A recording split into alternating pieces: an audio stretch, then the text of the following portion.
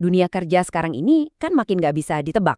Jalur karir yang tadinya kita pikir aman, sekarang penuh dengan ketidakpastian. Tapi tahu nggak sih, justru dari situasi yang kayak gini muncul banyak banget peluang baru. Dan salah satunya adalah menjadi asisten virtual. Yuk kita bedah bareng-bareng gimana sebuah krisis justru bisa jadi awal dari karir yang nggak pernah kita duga sebelumnya. Nah, kutipan dari Tanya ini benar-benar jadi jantung dari cerita yang mau kita bahas. Cerita tentang menemukan sebuah jalan baru justru di saat pintu yang lama rasanya udah tertutup rapat.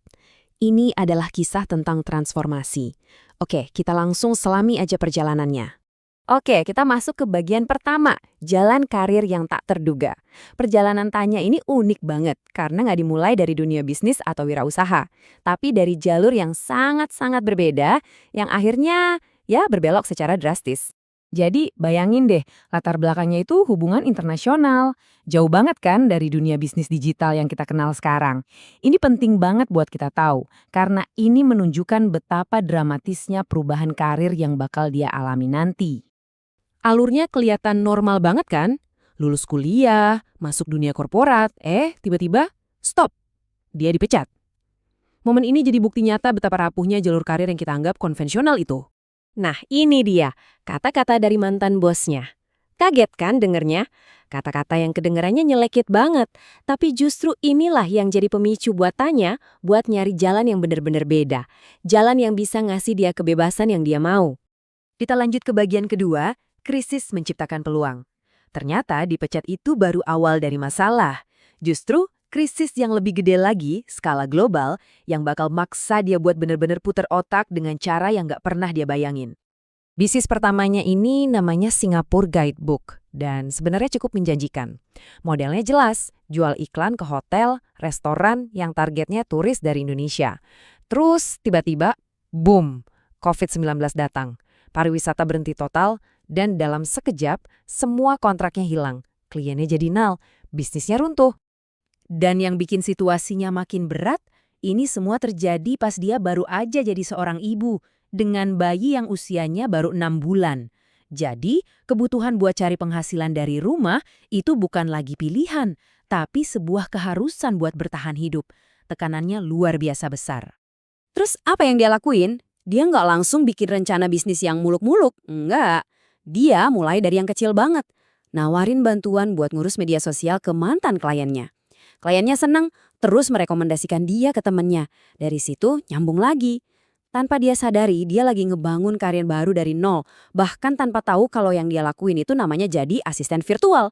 Bagian ketiga, solusi asisten virtual. Oke, cerita Tanya ini kan personal banget ya. Tapi ternyata ini bukan cuma soal dia. Kisahnya ini menyoroti masalah yang lebih besar di pasar kerja dan gimana peran seorang asisten virtual bisa jadi jawabannya. 4,91%. Kelihatannya mungkin cuma angka ya, tapi coba bayangin, ini adalah angka pengangguran di Indonesia. Dan yang bikin kaget, banyak dari mereka itu lulusan sarjana. Ini sinyal kuat kalau sistem yang lama itu udah nggak bekerja seefektif dulu lagi. Kita semua pasti pernah dengar janji ini kan? Mungkin dari orang tua kita, dari guru. Pokoknya kalau kita belajar yang benar, dapat gelar sarjana, hidup kita bakal aman dengan pekerjaan yang stabil sampai tua. Tapi ya realitanya sekarang udah beda. Aturan mainnya udah berubah total. Ijazah itu penting, tapi udah bukan lagi jaminan mutlak di dunia digital yang serba cepat ini. Janji itu bisa dibilang udah nggak relevan lagi. Jadi kalau cara lama udah nggak bisa diandelin, terus solusinya apa dong? Alternatifnya apa? Nah, ini dia jawabannya. Menjadi asisten virtual atau biasa disingkat VA. Gampangnya gini, VA itu adalah seorang profesional yang bantu klien ngerjain macam-macam tugas, mulai dari administrasi, kreatif, sampai teknis, dan semuanya dikerjain dari jarak jauh. Terus kerjaannya ngapain aja? Wah, macam-macam banget. Bisa jadi ngurusin media sosial, bantuin bikin email marketing, ngerjain tugas-tugas admin sampai ngaturin jadwal dan rencana perjalanan buat klien. Fleksibel banget tergantung keahlian kita.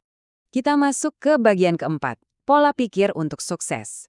Tapi tunggu dulu, ternyata jadi VA yang sukses itu bukan cuma soal jago ngerjain tugas-tugas tadi, ada yang lebih penting lagi, yaitu punya pola pikir yang tepat. Nah, disinilah perbedaannya kelihatan banget. Pola pikir yang salah itu fokusnya cuma gimana caranya gue dapat klien dan dapat duit, tapi pola pikir yang benar itu beda. Pertanyaannya adalah, gimana caranya gue bisa belajar dan ngasih nilai lebih buat klien? Percaya deh, kalau fokus kita ngasih value, klien dan uang bakal ngikutin. Dan kutipan dari Tanya ini benar-benar dalam maknanya. Ini ngebawa kita ke kunci sukses berikutnya. Kekuatan dari hal-hal kecil yang kita lakukan secara konsisten, setiap hari. Analogi ini keren banget sih dan gampang banget dicerna. Coba dibayangin, olahraga 7 jam langsung dalam sehari itu pasti capek banget dan bikin kapok. Tapi kalau cuma 15 menit setiap hari, itu jauh lebih mungkin dilakukan, ngebangun kebiasaan dan hasilnya dalam jangka panjang bakal jauh lebih bagus. Prinsip ini berlaku buat apa aja, termasuk karir. Oke, bagian terakhir. Dari 1 jadi ribuan. Yang luar biasa, perjalanan dan pola pikir Tanya ini dampaknya nggak berhenti di dirinya sendiri. Efeknya itu kayak bola salju, makin lama makin besar dan ngulung ke ribuan orang lain. Lebih dari 13.000 orang, sebagian besar dari Indonesia, udah belajar dari pengalaman Tanya. Coba deh bayangin, dari 1 orang yang dipecat, sekarang jadi inspirasi buat belasan ribu orang. Skalanya benar-benar luar biasa. Dan ini bukan sekedar angka loh, ini cerita-cerita nyata yang mengubah hidup. Ada ibu rumah tangga yang akhirnya bisa bangun rumah buat keluarganya. Ada mahasiswa yang bisa wujudin cita-citanya buat umroh. Ada juga seorang ibu yang udah 15 tahun gak kerja, akhirnya bisa balik berkarir dan dapat klien internasional. Ini dampak nyata dari berani ngambil jalan yang beda. Nah, sekarang pertanyaannya balik lagi ke kita masing-masing. Cerita ini ngajarin kita kalau yang penting itu bukan lompatan raksasa, tapi langkah-langkah kecil yang konsisten kita ambil setiap hari. Jadi, perubahan kecil apa nih yang bisa kamu mulai hari ini?